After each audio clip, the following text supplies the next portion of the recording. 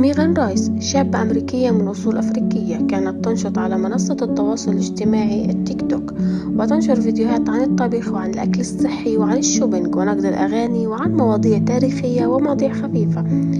لديها حوالي نحو 5034 ألف مشترك، لكن كل شيء محاصر تغير بعد ارتكاب جيش الاحتلال الإسرائيلي مجازر متتالية في قطاع غزة. ميغان التي كانت دائما ضاحكة ساخرة ظهرت في 17 أكتوبر تشرين الأول المؤذي حزينة باكية، تتحدث عن مقاطع فيديو نشرها بعض شباب غزة تظهر حجم المأساة التي يخلفها القصف الإسرائيلي العشوائي على الأبراج والمباني والمستشفيات في كل القطاع المحاصر. Palestinian faith real quick because it's unlike anything I've ever seen.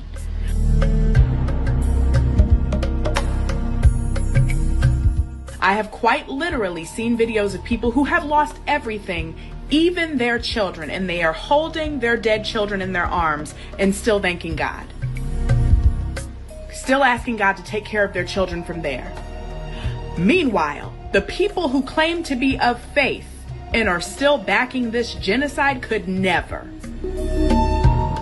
You're a bunch of lying assholes. You're the same people who love to soak up the book of Job when you're in church.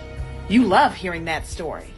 You feel so inspired by Job losing everything and still thanking God. Meanwhile, the Palestinians are literally a population of Jobs right now.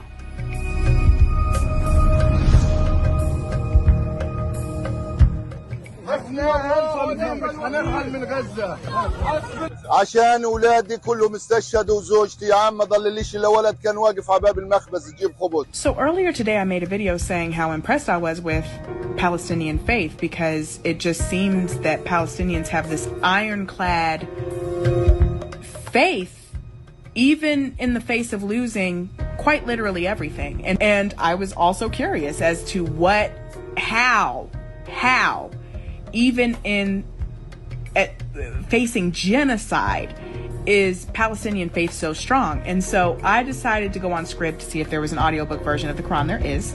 And so I started listening. There is no introduction. I even thought that I accidentally skipped over something because it gets straight to it. Like there is no once upon a time. There is no in the beginning. There is none of that. It was like, all right, if you do this, then this happens. If you do this, like it gets straight into it. And by the way, if you are Muslim, I hope I'm not being disrespectful. This is just my experience in reading the Quran for the first time. But I found some things very interesting. Like first it said, oppression is worse than murder. And I was like, that's a word.